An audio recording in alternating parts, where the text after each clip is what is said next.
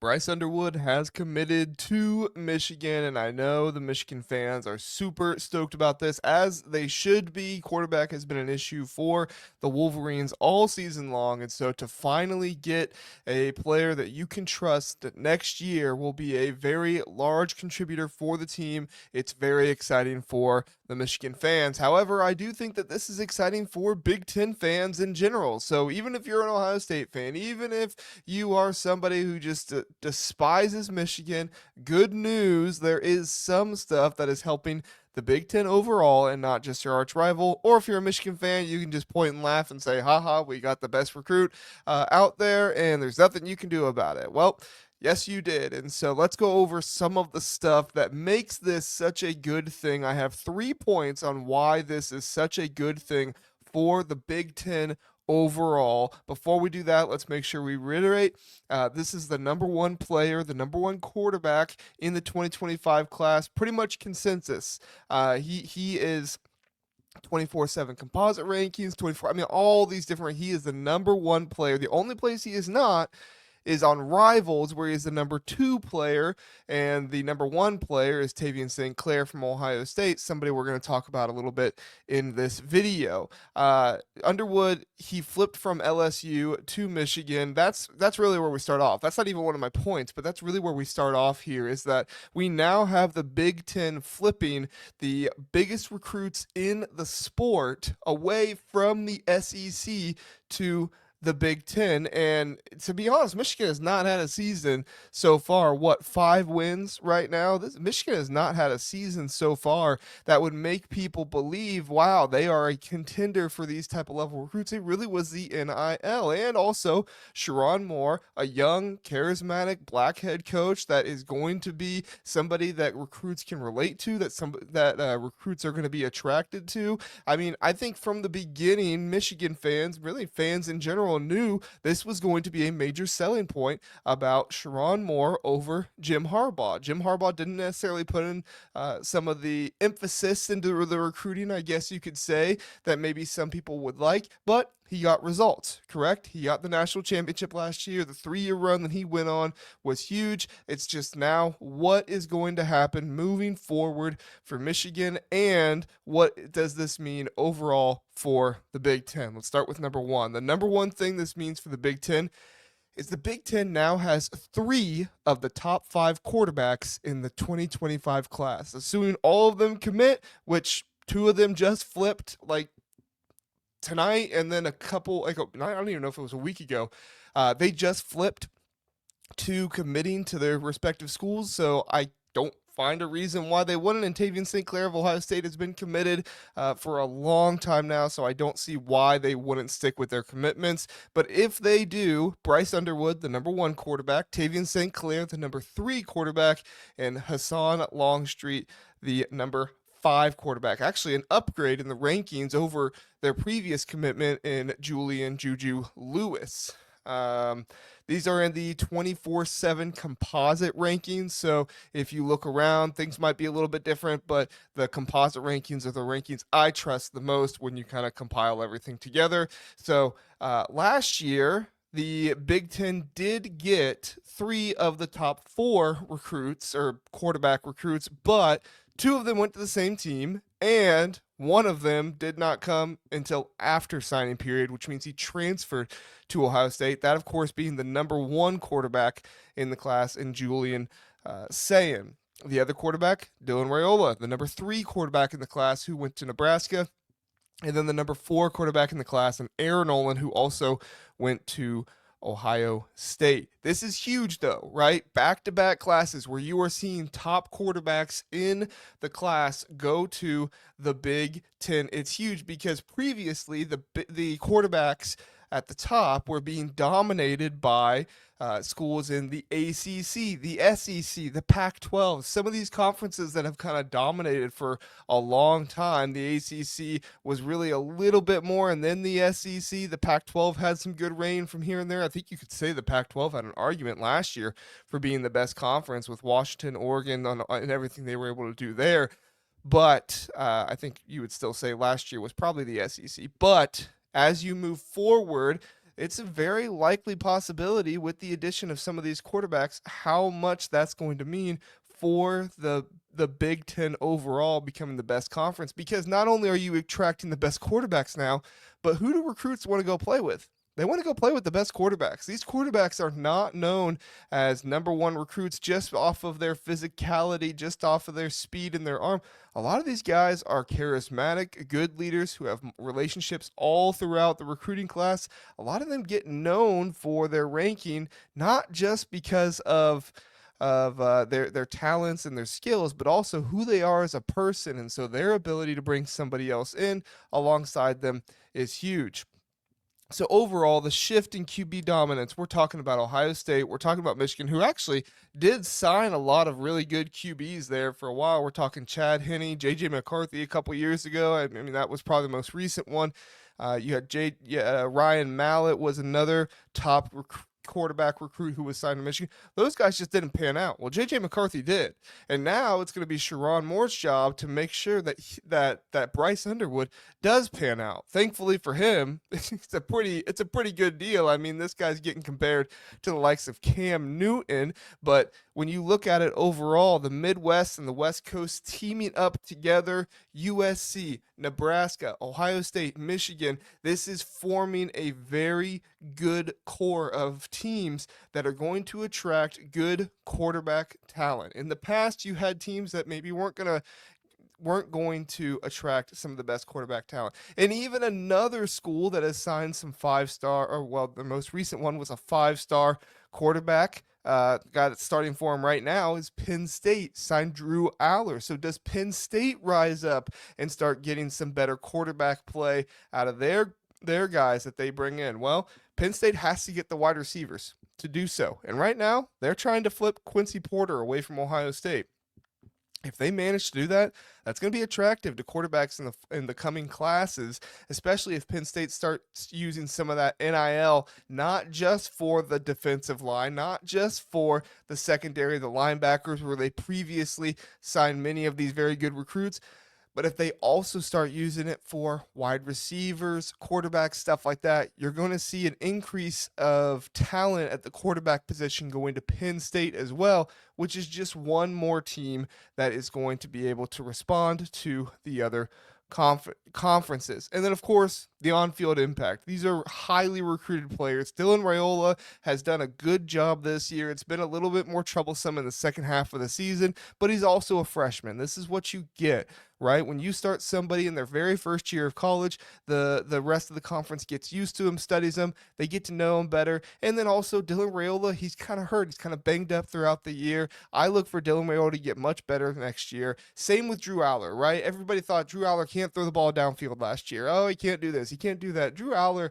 is balling this year. He's had a great year so far. And really the only thing you can say about why he hasn't is because the wide receiver play hasn't been there. But he has a superstar tight end in Tyler Warren, and he has two good running backs on his roster as well. If you give that guy some better wide receivers, he obviously has a very good offensive coordinator, but you give that guy some better wide receivers, look out. Drew Aller would definitely be in the talks for one of the best quarterbacks in the nation. In fact, he's 10th in Heisman odds right now on FanDuel. So if you're going to look for somebody to be a good quarterback, I'd say if they're 10th in Heisman odds, that means they're a pretty good quarterback. All right, point number 2. Michigan is pushing to be the second Big Ten team with a top 5 class in 2025. The current recruiting landscape sits with Ohio State has the number 2 class in the 24/7 rankings. Michigan currently has the 9th class, and Oregon currently has the 8th class. Now, that's 3 top 10 classes. However, you're also competing with the SEC here, who has something like 5 or 6 of the top 10 classes. Not really what you want to see, but if you can get those 3 teams in the top 5, you're looking at a similar scenario with what you have now in college football, right? In the top 25 in the college football playoff rankings, you have 4 of the top 5 teams all coming from the Big Ten. Michigan definitely has the chance to get there, especially with some of the flips that could be coming here soon. Just tonight alone, November 21st, tonight alone, Michigan has gotten 3 three or four, three, I think, maybe four, three I can remember off the top of my head, players who are on flip watch now because Steve Wiltfong and other on three insiders have projected their flip from their previous programs to Michigan. We're talking about, and that's not even including Bryce Underwood. We're talking about Derek Meadows, the LSU wide receiver. We're talking about Alex Graham, the linebacker, and Ty Haywood, not the linebacker. Alex Graham is a my apologies. Alex Graham, the cornerback who is currently committed to Colorado. He's only a 3-star, but still, that is even more to be adding to your class to get your points, to get your score up. The linebacker I was talking about is Bradley Gompers, who is currently committed to Duke. He looks like another player that could come. And then there is no prediction in for him right now, but there's a lot of talk that Ty Haywood, the Alabama commit, 5-star tackle, could be looking Michigan's way as well. And then also, we'll see what happens, but Jakeem Stewart was also offered by Michigan tonight. These are huge developments for Michigan recruiting. If they can land some, if not all, of these guys, I kind of doubt they'll get Jakeem Stewart, but you never know. Money talks. If they're willing to pay him $10.5 million too, I mean, I'd take it, right? Especially with the success that Michigan has had on the defensive line. But you pay him with that development that you've shown at the defensive line. I know the same coaches aren't there, but you can at least point to, hey, we have been able to get the best out of our defensive linemen, and it could be really beneficial for them. So we're looking at those possible recruits. I plugged those names into the 24/7 class calculator, and that would put Michigan right on the fringe of top 5 status. But you have to remember, some of those recruits are, well, one of those recruits, and Ty Haywood, would come from Alabama, who is currently a top 5 team, and then Auburn, who looks to possibly be losing some guys here down the stretch. Auburn could fall out of the top 5 if they do lose some recruits. There's been buzz all over social media. Like I said, Derek Meadows, Quincy Porter was once at one point considering Michigan. Could there be a possibility of him switching back and doing that? I think not. I think he's probably more involved with Penn State right now, the Ohio State commit.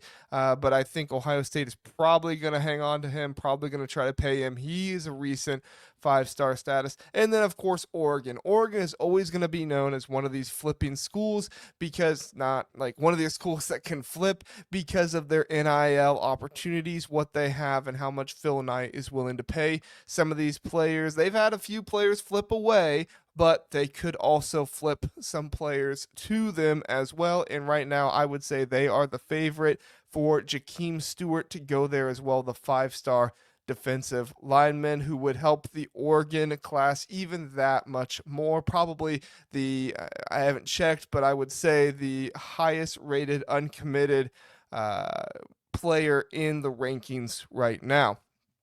Overall, the recruiting competition is going to be set up well. If Oregon and Michigan can raise themselves up there, you're looking at 3 of the top 5 classes coming from the Big Ten, which would just be huge.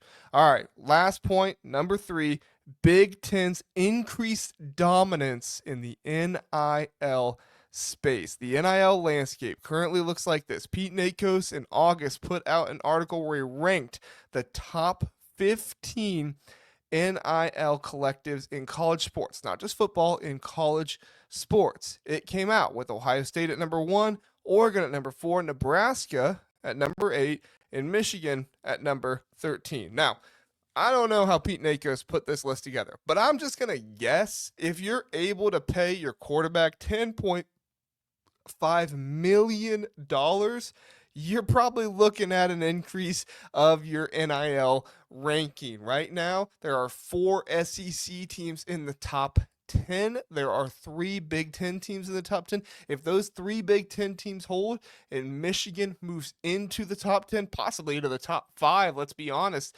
then you're going to see Missouri get kicked out, leaving them with 3 SEC teams in the top 10, and you are going to see Michigan get inserted into the top 10, giving them 4 of the top 10 NIL collectives in all of college sports. Michigan's ability to offer Underwood $10.5 million is a signal of major steps forward in the NIL competitiveness. And obviously, if they're getting these predictions from recruiting insiders, they've got more money to spend as well. And there was some information that came out about the Champions Circle and some of their donors.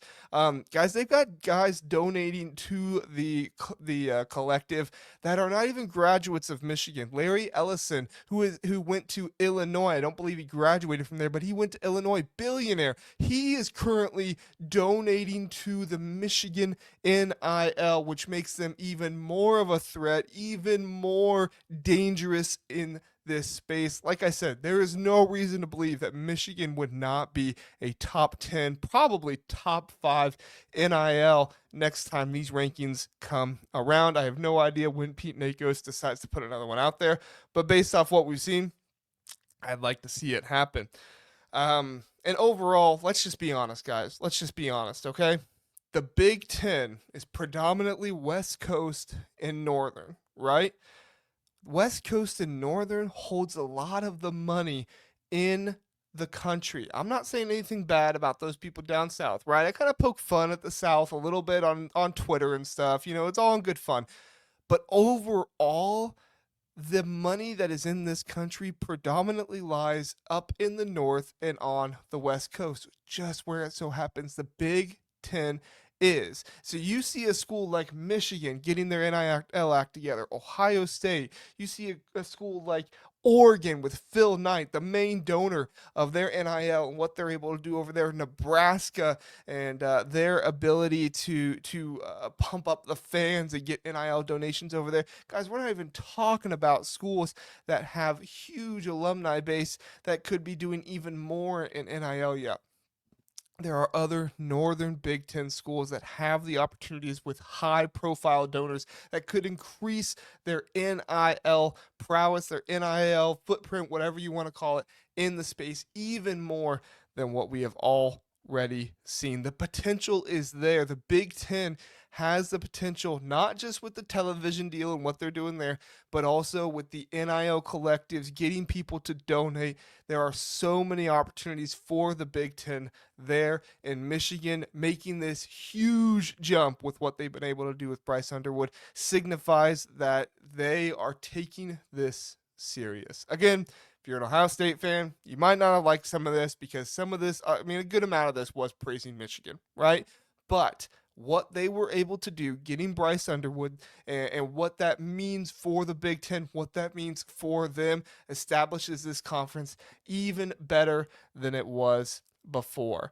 So overall, the Big Ten surge in QB talent, the Michigan's push for a top 5 recruiting class, and Oregon as well. If Oregon gets up there, competing with Ohio State to be up there in recruiting. And then finally, the Big Ten and really just the North and the West Coast growing NIL collectives, being able to dominate the NIL front will be huge in the future going forward. I mean, at the end of the day, I know Bryce Underwood was a guy from up north, but he got paid.